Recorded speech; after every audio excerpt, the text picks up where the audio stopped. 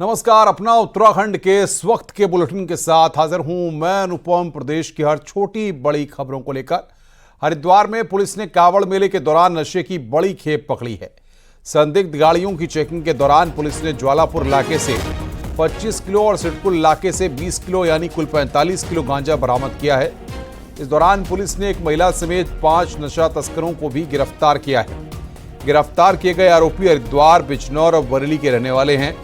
आरोपी कावड़ मेले में भीड़भाड़ का फायदा उठाकर गांजे की सप्लाई करने की फिराक में थे। कावड़ मेले में नशे के कारोबार पर लगाम लगाने के लिए विशेष टीम बनाई गई है।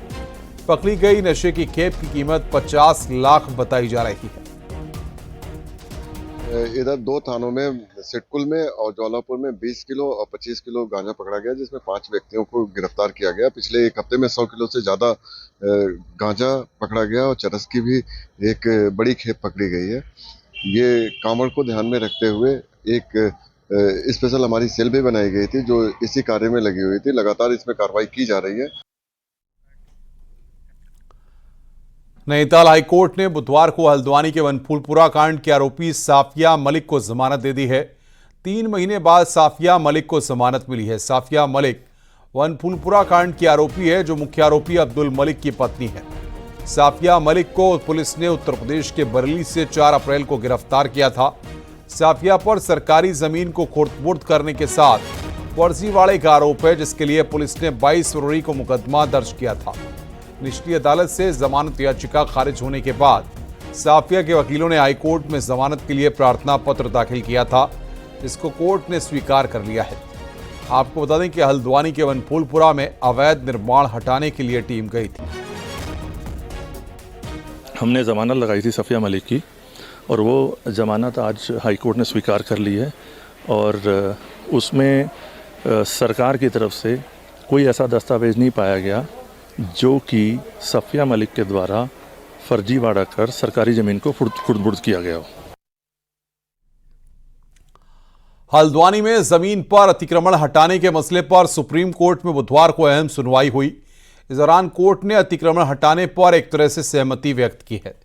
इस दौरान रेलवे ने अपना पक्ष रखते हुए कहा है कि उन्हें नई ट्रेनें चलाने के लिए जमीन की आवश्यकता है, इसलिए इस अतिक्रमण का हटना जरूरी है। ऐसे में सुप्रीम कोर्ट ने राज्य सरकार, केंद्र सरकार और रेलवे को निर्देश दिए हैं कि वो प्रभावित परिवारों को चिन्हित करें और 4 हफ्ते में उनके पुनर्वास की पूरी योजना लाकर कोर्ट के सामने रखें। 5वें हफ्ते यानी 11 सितंबर को कोर्ट इस मामले में फिर सुनवाई करेगा।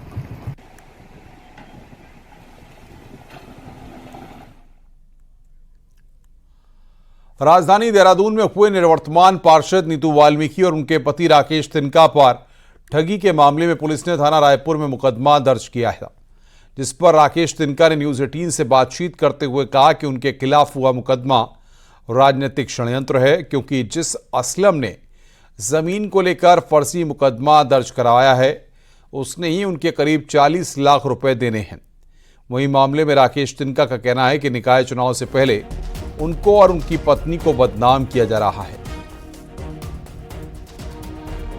कुछ मेरी छवि खराब करने के लिए, मेरी पत्नी के लिए चुनाव आ रहे हैं, हमारे निकाह चुनाव हैं, तो असलम खान जी का चेक है मेरे पे 40,000 रुपये, मेरे से 40 लाख रुपए मेरे से उन्होंने उधार के नाते लिए थे अपनी ज़मीन के मकान के लिए। और मेरे पर लगातार दबाव बनाए जा रहे थे, लगातार मुझे दबाव बनाए जा रहे थे। ऐसा क्या तो अपना केस वापस ले ले और ना हम मुकदमा लिखवाएंगे। झूठा झूठ, ना ही मैंने इतने करोड़ रुपए लिए हैं, ना किसी मेरे अकाउंट में, ना मेरे जो पार्षद जी हैं श्रीमती नीतू वाल्मीकि, ना वो जानती, ना उनके ऑफिस में गए। मुख्यमंत्री पुष्कर सिंह धामी ने आज केदारनाथ का दौरा किया। मुख्यमंत्री ने यहां बाबा केदार के पूजा अर्चना की और बाबा केदार का रुद्राभिषेक भी किया। इसके साथ ही सीएम पुष्कर धामी ने धाम में मौजूद यात्रियों से मुलाकात की और यात्रा की जानकारी भी यात्रियों से सीएम ने ली। केदारनाथ धाम में चल रहे पुनर्निर्माण काम का जायजा भी लिया। सीएम धामी ने सभी कामों को बारीकी से देखा। सीएम धामी ने कहा कि पीएम मोदी के मार्गदर्शन में केदारनाथ धाम में विकास के काम हो रहे हैं और खराब मौसम में भी केदारनाथ में काम लगातार जारी है।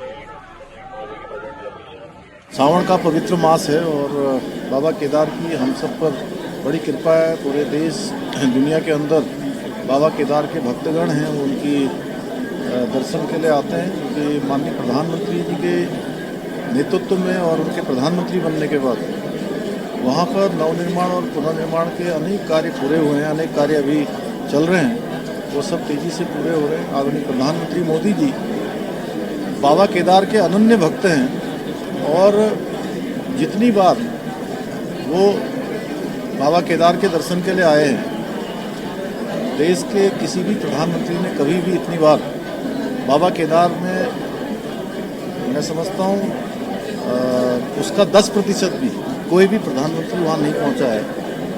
और उनके नेतृत्व में एक बड़ा केदार धाम बन रहा है। हम सब की प्रतिबद्धता है कि देश दुनिया के अंदर भव्य केदार और दिव्य केदार जो नए रूप में आदरणीय प्रधानमंत्री जी के नेतृत्व में बन रहा है, वो तेजी से पूरा हो। दिल्ली में केदारनाथ धाम मंदिर बनाने के मामले के बाद कांग्रेस इसको मुद्दा बनाकर सरकार को घेर रही है। हरिद्वार में अर्की पैड़ी से कांग्रेस ने केदारनाथ प्रतिष्ठा रक्षा यात्रा की शुरुआत की।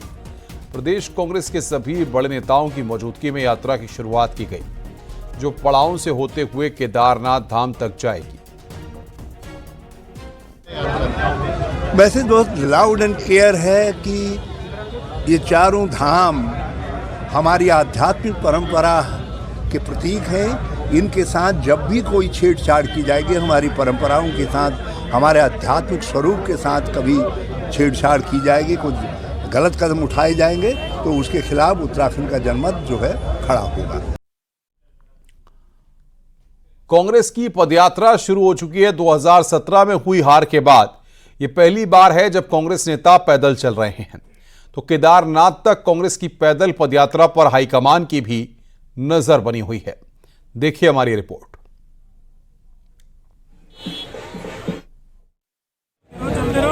सही नहीं चल रहा तुम्हारा, फोन आ गया था बीच में। दिल्ली में बन रहा केदारनाथ मंदिर इतना बड़ा सियासी मुद्दा बन जाएगा, शायद ही किसी ने सोचा होगा। बुधवार को इसी मुद्दे के साथ कांग्रेस ने हरिद्वार से पदयात्रा की शुरुआत कर दी, जहां प्रदेश अध्यक्ष करण माहरा, नेता विपक्ष यशपाल आर्य, कांग्रेस नेता हरीश रावत, प्रीतम सिंह, रंजीत रावत एक साथ नजर आए। तो हिंदी और इंग्लिश में 2 सर्कुलर भी जारी हुए कि पैदल यात्रा में बड़ी संख्या में लोगों को साथ जोड़ें और जोर शोर से मुद्दा उठाएं। कांग्रेस प्रदेश अध्यक्ष करण माहरा के मुताबिक पैदल यात्रा पर राहुल गांधी की नजर है, क्योंकि मुद्दा केदारनाथ से जुड़ा है। हमने सबको इन्फॉर्म किया है। मैं हैप्पी कि राहुल गांधी जी ने खुद इसको खुश हुए हैं इस यात्रा को देख के, और उन्होंने कहा कि आई monitor each and every day. तो ये मेरे लिए इससे बड़ी बात कुछ नहीं है। बीते कुछ चुनाव में कांग्रेस ने बीजेपी के खिलाफ पोल खोल रैली, परिवर्तन रैली निकाली, लेकिन कुछ असर नहीं हुआ। लेकिन पैदल यात्रा में नेताओं की सड़क पर पैदल चलने को राहुल गांधी के बदले तेवरों का असर भी बताया जा रहा है। केदारनाथ तक पैदल यात्रा करीब 240 किलोमीटर की होगी, जिसमें 10 पड़ाव होंगे। ऋषिकेश, शिवपुरी, देवप्रयाग, मलेथा, श्रीनगर, धारी देवी, रुद्रप्रयाग, अगस्त्यमुनि, गुप्तकाशी, सीतापुर पड़ाव होंगे। हरीश रावत, प्रीतम सिंह, यशपाल आर्य अलग अलग पड़ाव में जुड़ेंगे। तो केदारनाथ का मुद्दा उठाने वाले गणेश गोदयाल श्रीनगर से यात्रा पूरी होने तक साथ चलेंगे। कांग्रेस नेताओं को यकीन है कि इस तरह से यात्रा से उत्तराखंड में जनता से जुड़ने के लिए जरूरी है। यह महत्वपूर्ण नहीं है कि हमारी यात्रा कांग्रेस पार्टी के लिए कितनी महत्वपूर्ण है, लेकिन यह अधिक महत्वपूर्ण है कि हमारी यात्रा प्रदेश के लिए कितनी महत्वपूर्ण है। और निश्चित रूप में यह यात्रा हमारे प्रदेश के लिए इस रूप में महत्वपूर्ण है कि सरकार इस प्रकार की बहुत ही बड़ी भूलों को उनकी पुनरावृत्ति न करे। कांग्रेस में नेता एकजुट कम ही दिखते हैं, लेकिन इस बार दिल्ली में राहुल गांधी के बदले रोल का असर उत्तराखंड कांग्रेस पर साफ दिख रहा है। और कांग्रेस को उम्मीद है कि केदारनाथ यात्रा पर राहुल गांधी की नजर और पैदल सफर जनता पर असर डालेगा। दीपांकर भट्ट, न्यूज़ 18, देहरादून।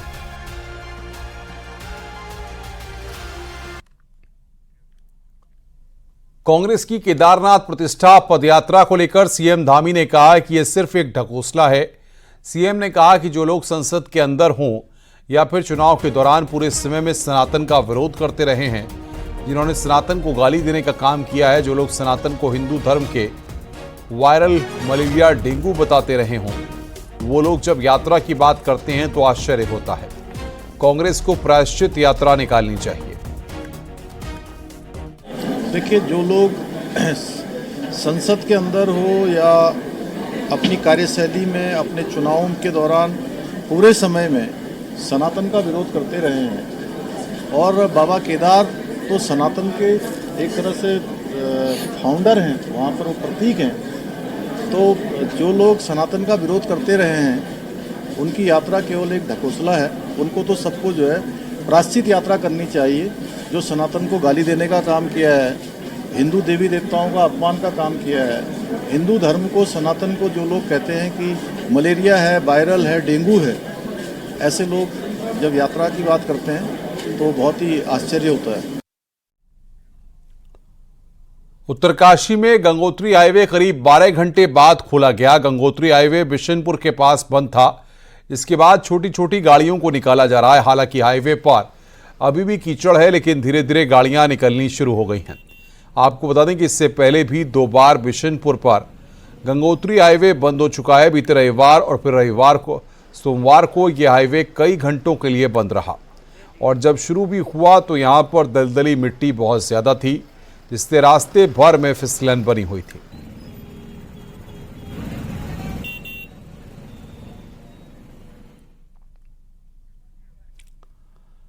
पिथौरागढ़ में बारिश भले ही कुछ हद तक थम गई हो, लेकिन अब यहां पर पहाड़ियों का दरकना शुरू हो गया है।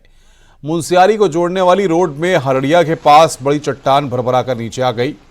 चट्टालकाय रोड की लाइन को दरकी पहाड़ी ने तोड़ डाला। पहाड़ी दरकने से थल मुनस्यारी रोड पर यातायात ठप हो गया है।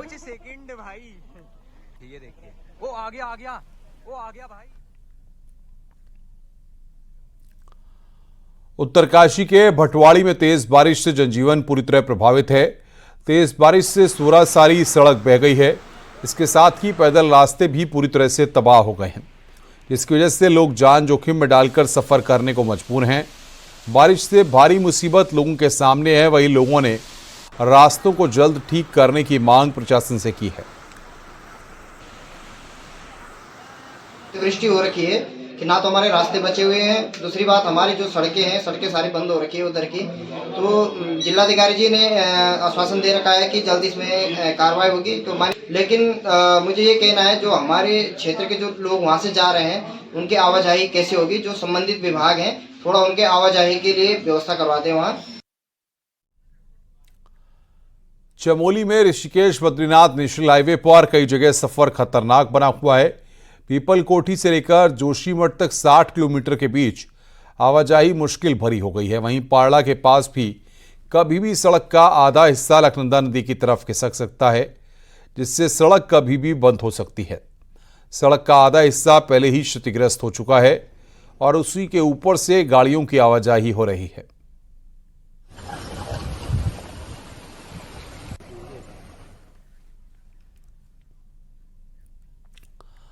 पौड़ी में यमकेश्वर विधानसभा क्षेत्र के दुगड्डा की पहाड़ियों में बसा आमसौड़ इलाका पलायन की कगार पर पहुंच चुका है। बादल फटने की घटनाएं होने के बाद ग्रामीण डरे हुए हैं। इस बरसात भी आमसौड़ के सामने की पहाड़ी में भारी भूस्खलन हुआ है, जिससे पूरे गांव में चारों तरफ अफरा तफरी मच गई थी। भूस्खलन के साथ आए मलबे में कई मकान दब गए और ग्रामीणों को रातों रात अपने घरों को छोड़कर दूसरे गांव में जाना पड़ा। अभी तक 1 दर्जन से ज्यादा परिवार पलायन कर चुके हैं, जबकि खतरा अभी टला नहीं है। सब पहाड़ टूट रखा है, सब पहाड़ बर्बादी हो गई, सब चारों तरफ, उधर भी इधर भी चारों तरफ टूट रखा है। इधर भी टूट गया, चारों तरफ सब बेकार हो गया है। सब मतलब खेती सब बर्बादी हो गई, सब चीज, सब खेत उत सब खत्म हो गए। अरे अब मकान छोड़े भी जगह हम दूसरों घर रहे हैं, ये छोड़े भी हम फिर दूर दूसरों घर सेना कौन जाना। एक पर भी लोग होना चाहिए, एक पर भी खतरा जन बंडे बार खान तो फिर होर ऐसा चल रहा हम सेना को। अब फिर सुबह उठे कमा पर घर आना था। बागेश्वर में नदियां डंपिंग जोन बन गई हैं। यहां नई सड़क बनने का मलबा हो या फिर किसी सड़क पर पहाड़ से गिरा मलबा सीधे नदी में डाला जा रहा है।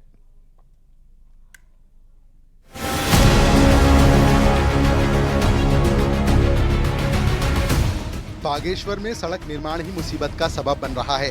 लोगों का आरोप है कि सड़क बनाने वाली एजेंसी सड़क कटिंग का मलबा डंपिंग जोन में न डालकर सीधे नदी में डाल रही है, जिसकी वजह से नदियों का पानी रुक रहा है और नई झील बन रही है।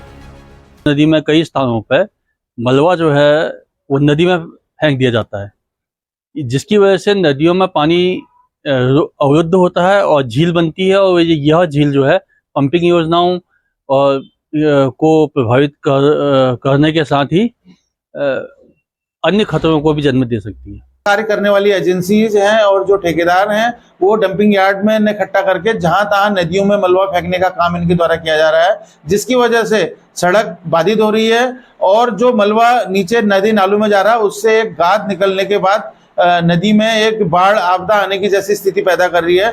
बागेश्वर में सड़क निर्माण का मलबा बेधड़क नदियों में डाला जा रहा है और पर्यावरण के साथ खिलवाड़ भी है। वहीं प्रशासन का कहना है कि अगर मलबा डंपिंग जोन के बदले नदियों में डाला जा रहा है तो उन पर कार्रवाई की जाएगी।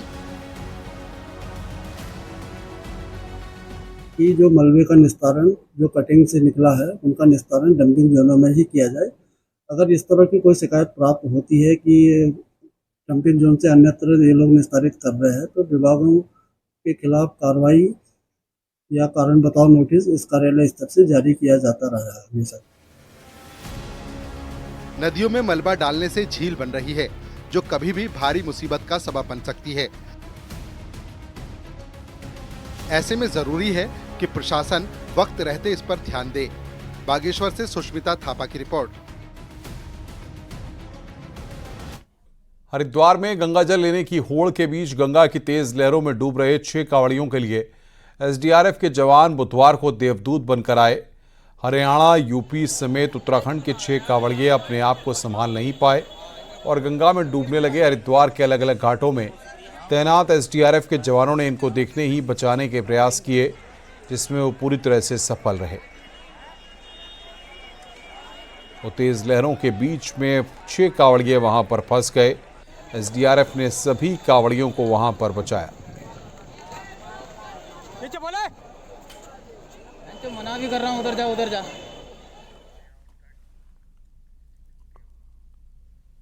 रुक रहे हैं ब्रेक के लिए। खबरों का सिलसिला लगातार जारी है।